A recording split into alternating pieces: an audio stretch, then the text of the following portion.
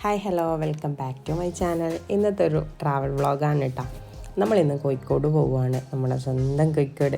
അപ്പോൾ കുറേ കാലത്ത് ആഗ്രഹമാണ് ഒന്ന് കോഴിക്കോട് പോകണം, കുറച്ച് സിയാറത്ത് കാര്യങ്ങളുണ്ട്, പിന്നെ അല്ലറ ചില്ലറ അവിടെ ഇവിടെയൊക്കെ പോകണം എന്നൊക്കെ ആഗ്രഹം. ഏകദേശം 2 വർഷത്തോളമായിട്ടാണ് ഈ ആഗ്രഹം.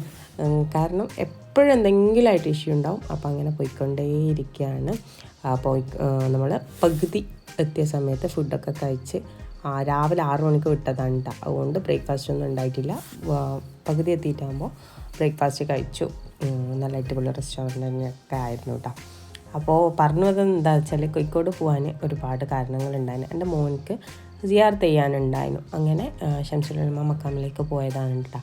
ആ പോകുന്ന വഴി കാണുന്ന ചെറിയ ചെറിയ വിശേഷങ്ങളും നമ്മൾ പോയിട്ടുള്ള കാര്യങ്ങൾ ഉൾപ്പെടുത്തിയിട്ടുള്ള ഒരു ചെറിയ വ്ളോഗ് നിങ്ങൾ സ്കിപ്പ് ചെയ്യാതെ കാണുക. സബ്സ്ക്രൈബ് ചെയ്യാതെ കാണുന്നവരുണ്ടെങ്കിൽ ഒന്ന് സബ്സ്ക്രൈബ് ചെയ്യുക. എന്നിട്ട് തൊട്ടടുത്തുള്ള ബെൽ ബട്ടൺ ഓൾ എന്ന ഓപ്ഷനും കൂടി പ്രസ് ചെയ്യുക. എങ്കിലേ ഞാനെടുത്ത പുതിയ പുതിയ വീഡിയോസൊക്കെ നിങ്ങൾക്ക് നോട്ടിഫിക്കേഷനായിട്ട് ലഭിക്കുള്ളൂ കേട്ടോ.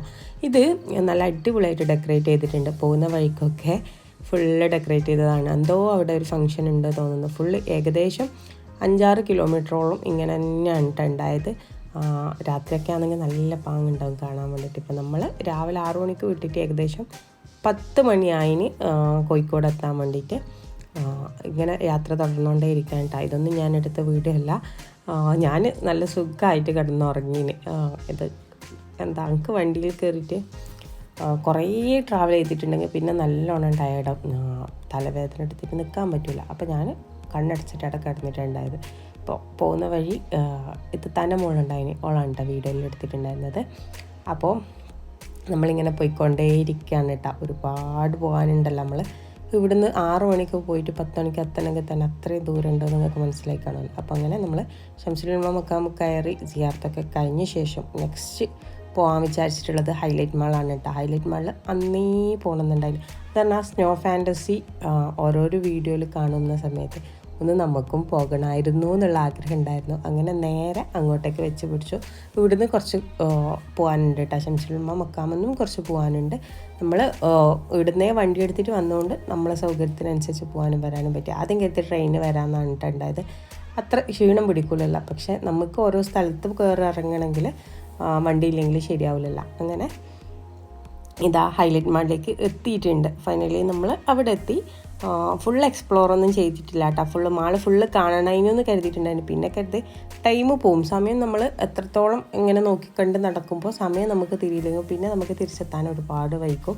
എന്നിട്ട് തന്നെ നമ്മൾ വൈകിട്ടുണ്ടായിരുന്നു കേട്ടോ. പിന്നെ അവിടുന്ന് കുറേ ഫോട്ടോയും കാര്യങ്ങളും എടുക്കലാണ്. നല്ല അടിപൊളി ഫോട്ടോസിന് പറ്റിയ സ്ഥലമാണ് കേട്ടോ. പിന്നെ നമ്മൾ നേരെ അകത്തേക്ക് കയറി.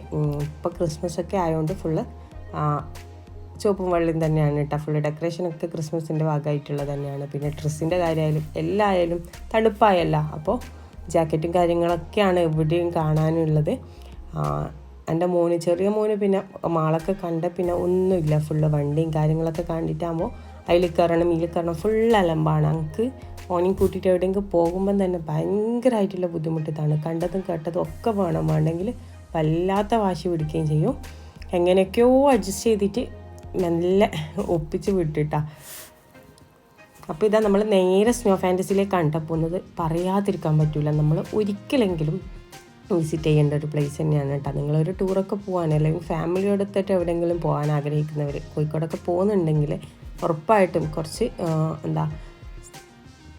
പൈസ ഉണ്ടെങ്കിലും ടിക്കറ്റിനൊക്കെ പൈസ ഉണ്ടെങ്കിലും നിങ്ങൾ എന്തായാലും എക്സ്പ്ലോർ ചെയ്യണം കേട്ടോ. നമ്മളെന്തായാലും വലിയ പൈസ ഒന്നും കൊടുത്തിട്ട് മണാലിയിലോ കാശ്മീരിലോ ഒന്നും പോവാത്തവരാണെങ്കിൽ ഒരിക്കലെങ്കിലും ഈ മഞ്ഞുമലയൊക്കെ ഒന്ന് കാണണം. മക്കൾക്കൊക്കെ ഒന്ന് കാട്ടിക്കൊടുക്കണം. നമ്മൾ വലിയവർക്ക് 550 ആണോ എന്ന് നമുക്കറിയില്ല. കുട്ടികൾക്ക് 450 അങ്ങനെയാണ് കേട്ടോ. അതിന് ചെറിയ മോന് പൈസ വന്നിട്ടില്ല. വലുതിന് സൈസ് നോക്കിയിട്ടാ. ചിലപ്പോൾ സൈസ് വയസ്സുണ്ടെങ്കിലും സൈസ് ഇല്ലെങ്കിൽ നമുക്ക് പൈസ വേണ്ടി വരില്ല കേട്ടോ. അങ്ങനെ നേരെ ഇങ്ങോട്ട് പോയി ടിക്കറ്റൊക്കെ എടുത്ത ശേഷം ഉള്ളിലേക്ക് കയറലാണ്. നമുക്ക് നമ്മുടെ ചെരുപ്പ് അവിടെ കീച്ചു വെച്ചിട്ട് അവരുടെ തന്നെ ജാക്കറ്റും ഷൂ ഒക്കെ ഇടാനുണ്ട്. അപ്പോൾ നേരെ ടിക്കറ്റ് എടുത്തിട്ട് ഉള്ളിൽ കയറിയിട്ട. ഇനി ടൈമൊന്നുമില്ല, എത്ര സമയമാണെങ്കിലും കയറി ഉള്ളിൽ നിൽക്കാട്ടോ. പക്ഷെ എല്ലാവരും പെട്ടെന്ന് നിൽക്കുന്നുണ്ട്. അത്രയും മൈനസാണ് അവിടെ തണുപ്പുള്ളത്.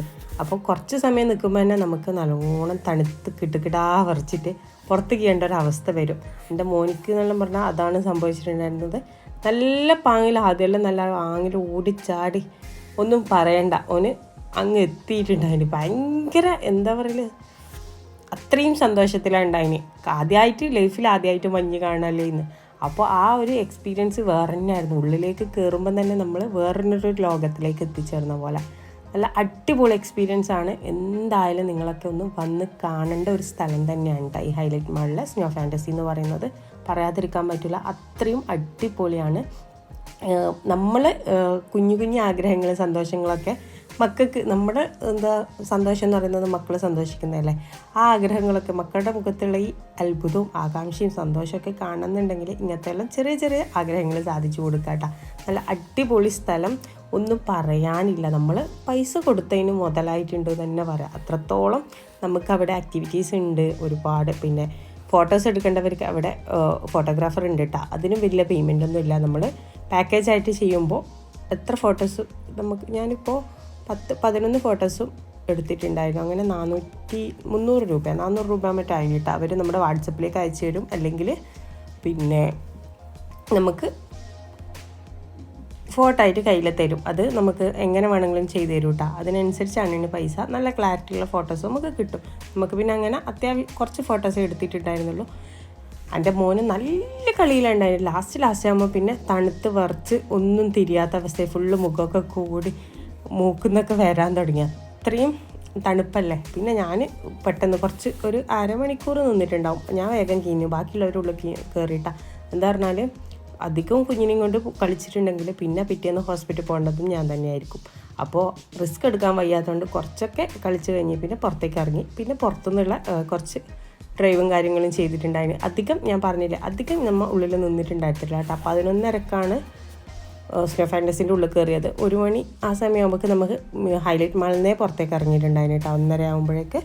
പിന്നെ നേരെ വിട്ടിട്ടുള്ളത് നമ്മുടെ SM സ്ട്രീറ്റിലേക്കാണ്. അവിടേക്കും പോകണമെന്നുണ്ടായിന്. ഒന്നും വലിയ കാര്യമായിട്ടൊന്നും ഉണ്ടായിട്ടില്ല. എൻ്റെ കൂടെ എൻ്റെ ഉമ്മ ഉണ്ടായിന്. SM സ്ട്രീറ്റ് കാണണം എന്നുള്ള ആഗ്രഹം. മിഠായി തെരുവ് എപ്പോഴും പറയുന്നത് കേട്ടല്ലാതെ നമ്മൾ കണ്ടിട്ടില്ല. അപ്പോൾ അത് കാണണം എന്നുള്ള ആഗ്രഹത്തോടെ പുറത്തേക്ക് ഇറങ്ങിയതാണ്. വന്നിട്ട് കിണിഞ്ഞു പോയി എന്നുള്ള അവസ്ഥയാണ്. ഒന്നാമത് ഞായറാഴ്ചയാണ് ഞങ്ങൾ പോയിട്ടുള്ളത്. ഫുള്ള് തിരക്ക് എന്നൊന്നും പറഞ്ഞാൽ പോരാ, വേറെ തന്നെ ഒരു ലെവലാണ് ഉണ്ടായത്. ഒന്നും നമ്മൾ നടക്കേണ്ട ആവശ്യം ഉണ്ടായിരുന്നില്ല. നമ്മളെ ഉന്തി ആൾക്കാർ കൊണ്ടുവന്നു. ഇത് നമ്മൾ വരുമ്പോൾ ഉള്ള കാഴ്ചയാണ് കേട്ടോ. നമ്മൾ അവിടെ എത്തുമ്പോൾ പിന്നെ കുറച്ച് കഴിയുമ്പോഴേക്കുള്ള കാഴ്ചയാണിത്. നമ്മൾ ഓട്ടോമാറ്റിക്കലി ഉന്തി പോയിക്കൊണ്ടുണ്ടായിന്. പിന്നെ അവിടെ നിന്നും കുറച്ച് ചെറിയ ഷോപ്പിങ്ങൊക്കെ നടത്തിയിട്ട് കോഴിക്കോട് ബീച്ചിലേക്ക് വന്ന്. കോഴിക്കോട് ബീച്ചിലും ഇതേ അവസ്ഥ തന്നെയാണ്. എവിടെയും ഇന്ന് ഞായറാഴ്ച ആയതുകൊണ്ടും അവിടെ കാർണിവലാണ്, കോഴിക്കോട് കാർണിവൽ നടക്കുന്നുണ്ട്. അതുകൊണ്ടും കൂടിയാന്ന് തോന്നുന്നു ഇങ്ങനെ തിരക്ക്. വണ്ടി പാർക്ക് ചെയ്യാനൊന്നും ഒരവസരം കിട്ടിയിട്ടില്ല. നമ്മളങ്ങ് വണ്ടി കൊണ്ടുവച്ചിട്ട് ഇവിടുന്ന് പിന്നെ റിക്ഷ ആക്കിയിട്ട് വണ്ടിയുടെ അടുത്തേക്ക് പോയി. അത്രയും പാർക്കിംഗ് സൗകര്യവും ഇല്ല, ഭയങ്കരമായ തിരക്കും. പിന്നെ അധിക സമയമൊന്നും ബീച്ചിൽ നിൽക്കാനുള്ളൊരു മാനസികാവസ്ഥയിൽ ഉണ്ടായിട്ടില്ല. നടന്ന് ക്ഷീണം പിടിച്ച് ആകെ അൽക്കുൽത്തായി എന്ന് പറഞ്ഞാൽ മതി. പിന്നെ മെയിനായിട്ട് കോഴിക്കോട് ബീച്ചിൽ പോയത് തന്നെ ഞാൻ ഈ ഉപ്പിലിട്ടത് കാണാൻ വേണ്ടിയിട്ടും കഴിക്കാൻ വേണ്ടിയിട്ടാണ് കേട്ടോ. കാരണം നമ്മളെ നാട്ടിൽ നിന്ന് കഴിച്ചാലും കോഴിക്കോടത്തെ വേറെ തന്നെ ഒരു ടേസ്റ്റാണ് എന്ന് പറയുന്നുണ്ട്. അപ്പോൾ ഇതാ മാങ്ങയും പൈനാപ്പിളും ഒക്കെ എല്ലാം ഉപ്പിലിട്ടതും എക്സ്ട്രാ വാങ്ങിയിട്ടുണ്ടായിന് കേട്ടോ. വണ്ടിയിൽ നിന്ന് തിന്നാലോ എന്ന് കരുതിയിട്ട് വേറെ തന്നെ ഒരു എക്സ്പീരിയൻസ് ആണ്, പറയാതിരിക്കാൻ പറ്റില്ല കേട്ടോ. അപ്പോൾ ഇത്രയേ ഉള്ളൂ നമ്മുടെ ട്രാവൽ വ്ളോഗ് എന്ന് പറയുന്നത്. നിങ്ങൾക്ക് ഇഷ്ടപ്പെട്ടിട്ടുണ്ടെങ്കിൽ ലൈക്ക് ചെയ്യുക, പിന്നെ എപ്പോഴും പറയുന്ന പോലെ സബ്സ്ക്രൈബ് ചെയ്യാതെ കാണുന്നവർ സബ്സ്ക്രൈബ് ചെയ്യുക. ഇൻഷാല്ലാ പുതിയ വീഡിയോസും വ്ളോഗ്സായിട്ട് വീണ്ടും കാണാം. അതുവരേക്കും ടാറ്റാ ബൈ, ടേക്ക് കെയർ.